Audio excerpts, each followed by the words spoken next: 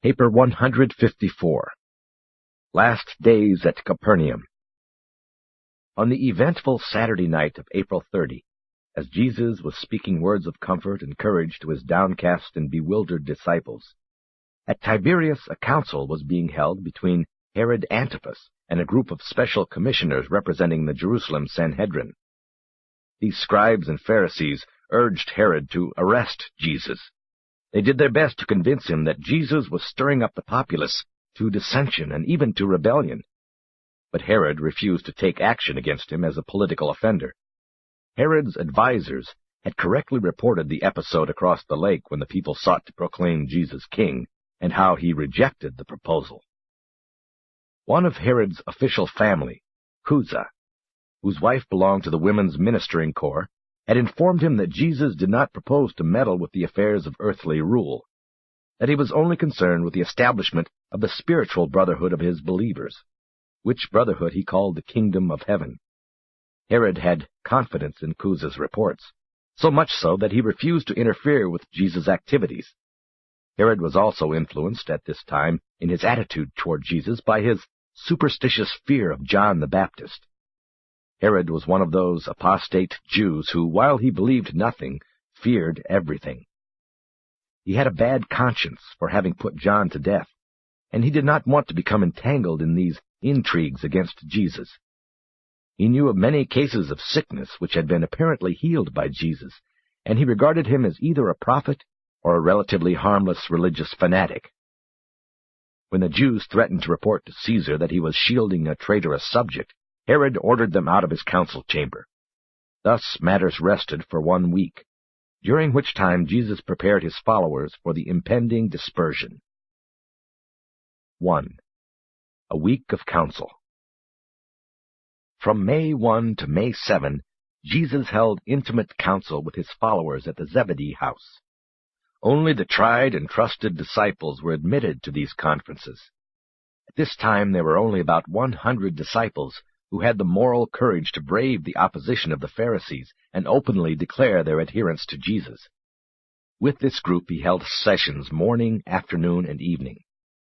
Small companies of inquirers assembled each afternoon by the seaside, where some of the evangelists or apostles discoursed to them. These groups seldom numbered more than 50. On Friday of this week, official action was taken by the rulers of the Capernaum synagogue, closing the house of God to Jesus and all his followers. This action was taken at the instigation of the Jerusalem Pharisees. Jairus resigned as chief ruler and openly aligned himself with Jesus. The last of the seaside meetings was held on Sabbath afternoon, May 7. Jesus talked to less than 150 who had assembled at that time. This Saturday night marked the time of the lowest ebb in the tide of popular regard for Jesus and his teachings. From then on there was a steady, slow, but more healthful and dependable growth in favorable sentiment. A new following was built up, which was better grounded in spiritual faith and true religious experience. The more or less composite and compromising transition stage between the materialistic concepts of the kingdom held by the Master's followers and those more idealistic and spiritual concepts taught by Jesus had now definitely ended. From now on there was a more open proclamation of the gospel of the kingdom in its larger scope and in its far-flung spiritual implications. 2. A week of rest. Sunday, May 8, A.D. 29, at Jerusalem, the Sanhedrin passed a decree closing all the synagogues of Palestine to Jesus and his followers. This was a new and unprecedented usurpation of authority by the Jerusalem Sanhedrin. Theretofore, each synagogue had existed and functioned as an independent congregation of worshippers, and was under the rule and direction of its own board of governors. Only the synagogues of Jerusalem had been subject to the authority of the Sanhedrin. This summary action of the Sanhedrin was followed by the resignation of 5 of its members. 100 messengers were immediately dispatched to convey and enforce this decree. Within the short space of 2 weeks, every synagogue in Palestine had bowed to this manifesto of the Sanhedrin, except the synagogue at Hebron. The rulers of the Hebron synagogue refused to acknowledge the right of the Sanhedrin to exercise such jurisdiction over their assembly. This refusal to accede to the Jerusalem decree was based on their contention of congregational autonomy rather than on sympathy with Jesus' cause. Shortly thereafter, the Hebron synagogue was destroyed by fire. This same Sunday morning, Jesus declared a week's holiday, urging all of his disciples to return to their homes or friends to rest their troubled souls and speak words of encouragement to their loved ones. He said, "Go to your several places to play or fish while you pray for the extension of the kingdom."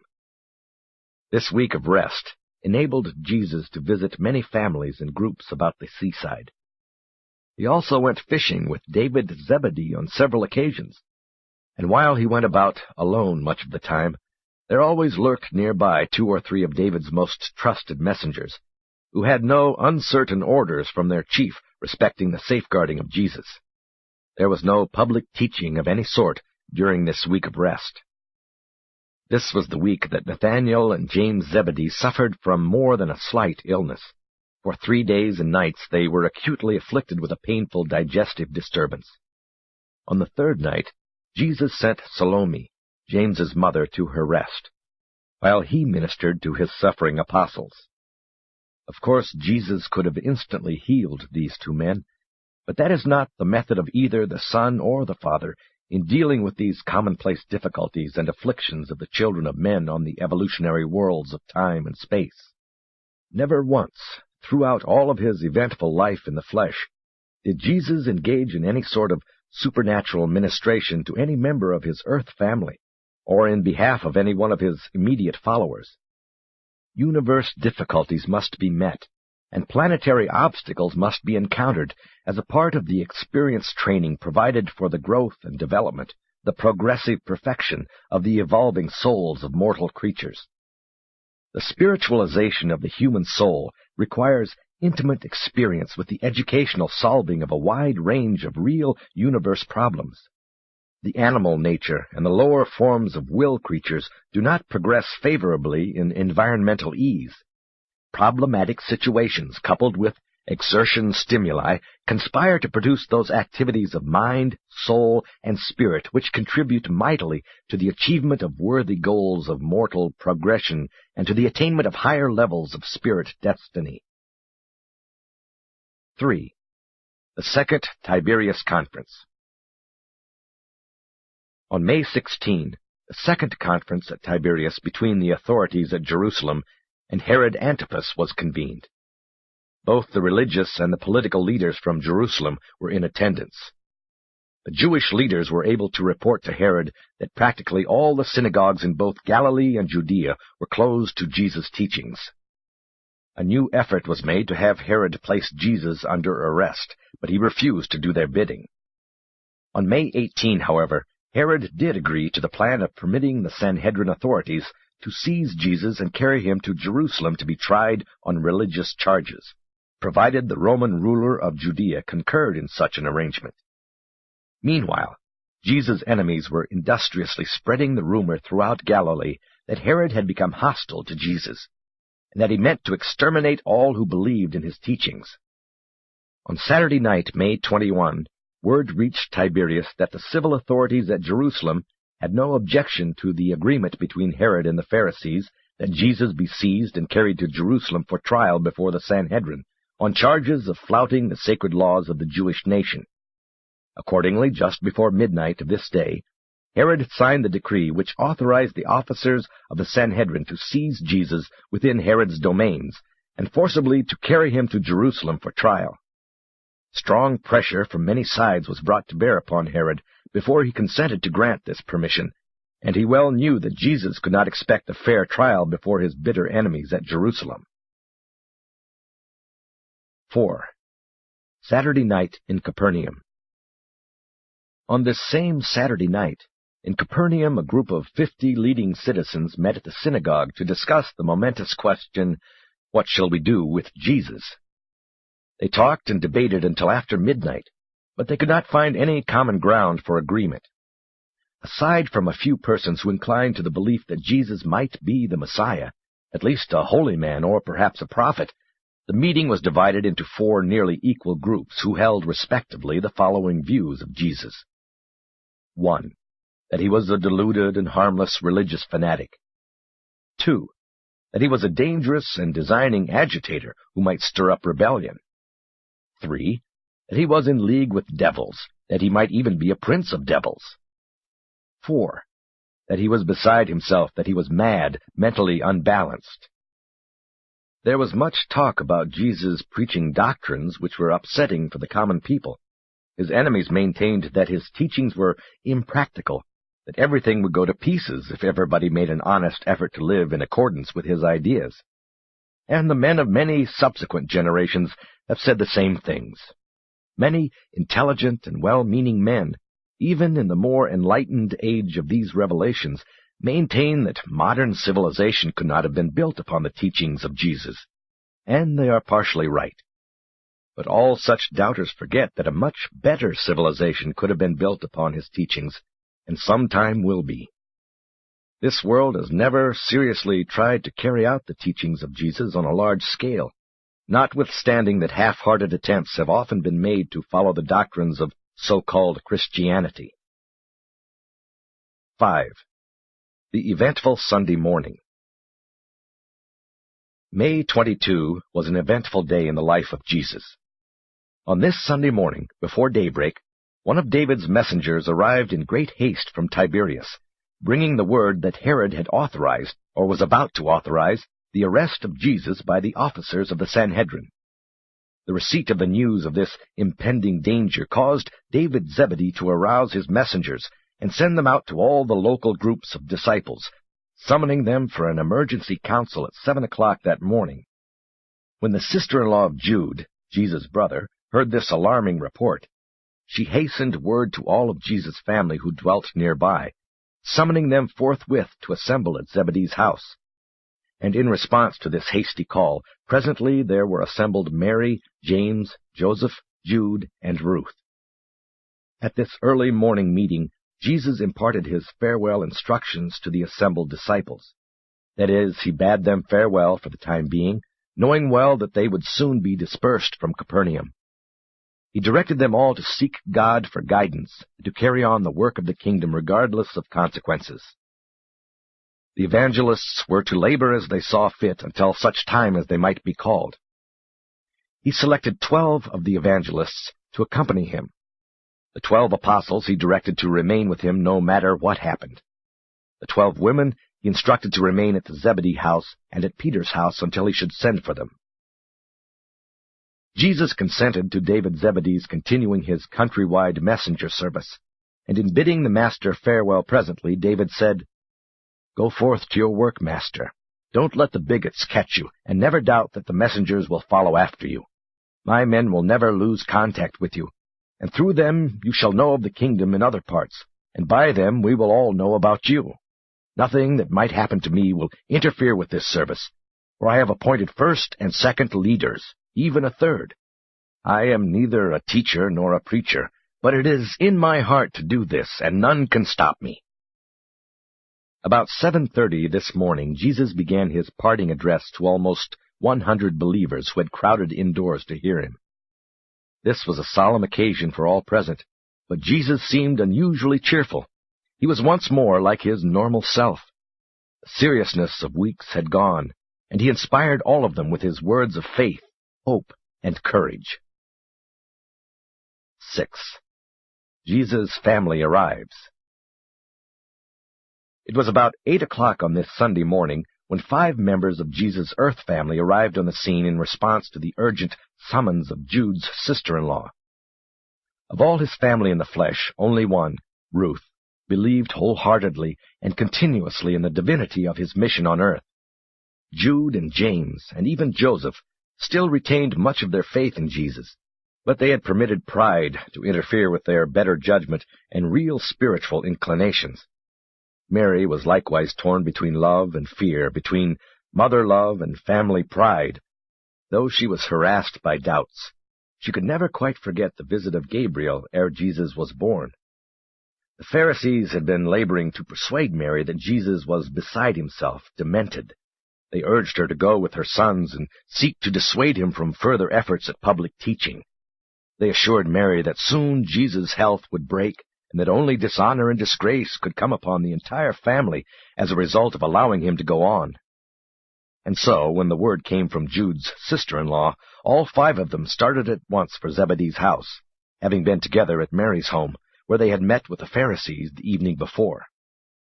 They had talked with the Jerusalem leaders long into the night, and all were more or less convinced that Jesus was acting strangely, that he had acted strangely for some time.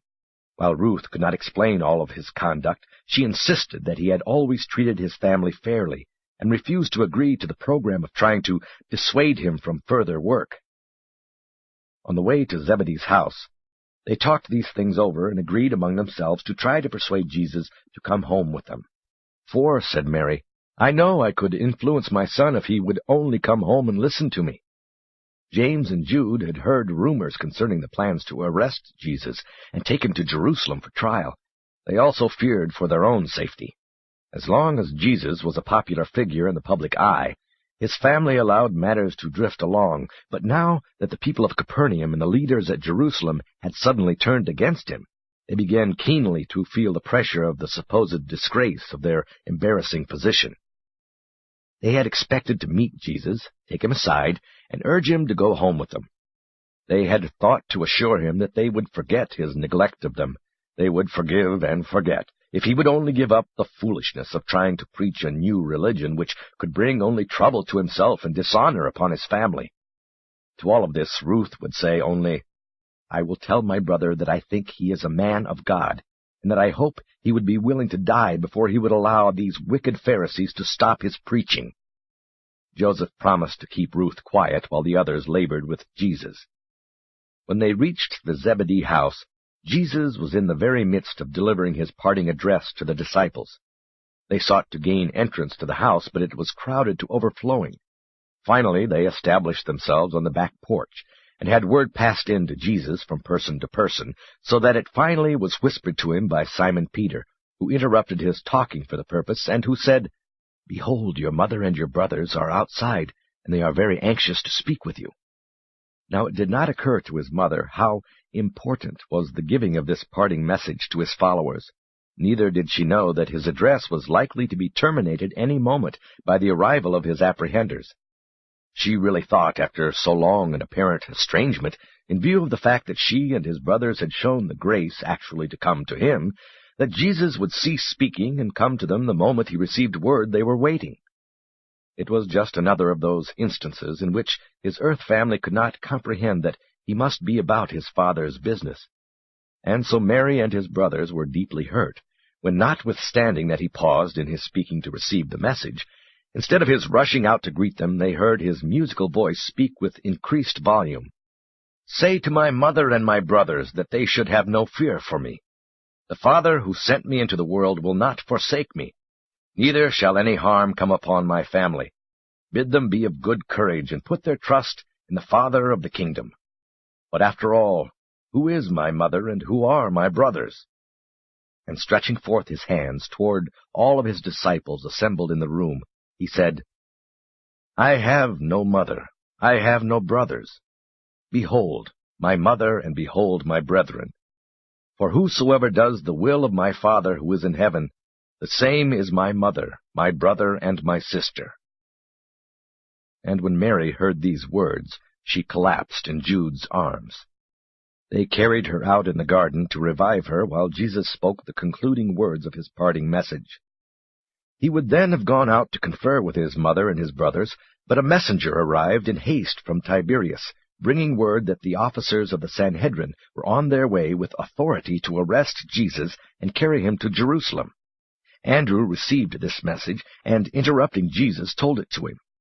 Andrew did not recall that David had posted some 25 sentinels about the Zebedee house, and that no one could take them by surprise. So he asked Jesus what should be done. The master stood there in silence while his mother, having heard the words, "I have no mother," was recovering from the shock in the garden. It was at just this time that a woman in the room stood up and exclaimed, "Blessed is the womb that bore you, and blessed are the breasts that nursed you."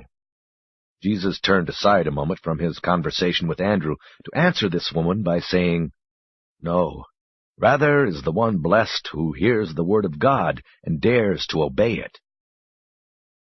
Mary and Jesus' brothers thought that Jesus did not understand them, that he had lost interest in them, little realizing that it was they who failed to understand Jesus.